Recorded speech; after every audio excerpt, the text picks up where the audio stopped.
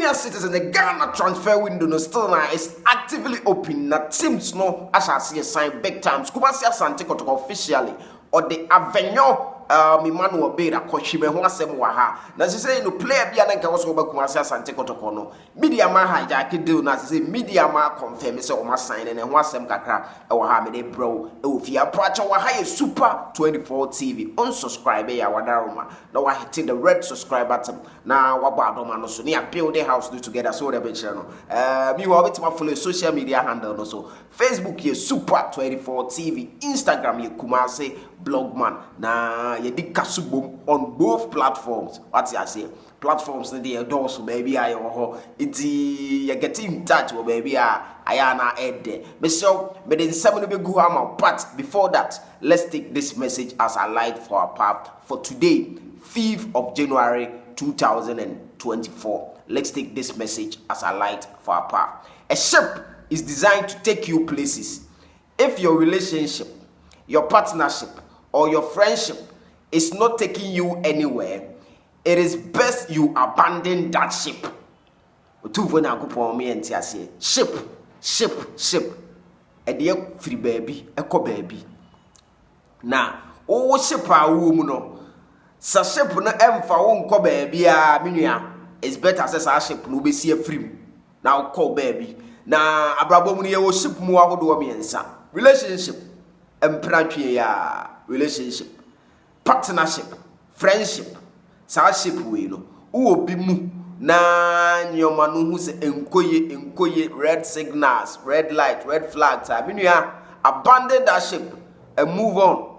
Atoda bia wa nkwa ya so we be within namfufu bi omo ye toxic. So we name Maya bi omo ye toxic, meme bi omo ye toxic etwempena. And I say, oh my friend, if the ship is not taking you anywhere, it's better you abandon that ship. Otufo Nyankopon emienti ase. Now back to the stories. Kumasi Asante Kotoko target baako. Your friend Fatawau Sulemana.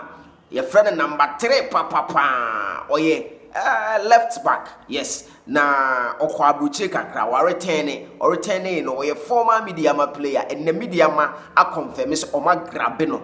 Nti say no oye out of place.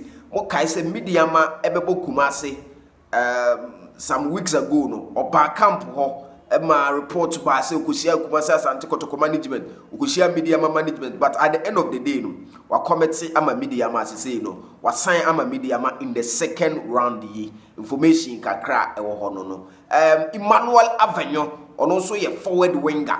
Yes, na ono na enwumre around 4-5 o'clock p.m. ono Kotoko the official bid akohwim say Emmanuel Avornyo no umbehia the services for the between first round near ya breaky Emmanuel Avornyo Monique Clinton Diodumo enesi akan ewo Bechem United ho. Enti Emmanuel Avornyo player, the latest players are wabeto Kumasi Asante Kotoko rather no so. Yes, Emmanuel Avornyo oye bulky na me say ujinani mo no opushia enya asem ketwa kra. Enti the latest news about regarding transfers from Kumasi Asante Kotoko, possible move the okoha the obaha no ni nyina no eho asem no me say safiu deal no. There are so much uncertainties around that move. Into for now, no, maybe I don't want to give much attention to it. Maybe I just insist maybe back.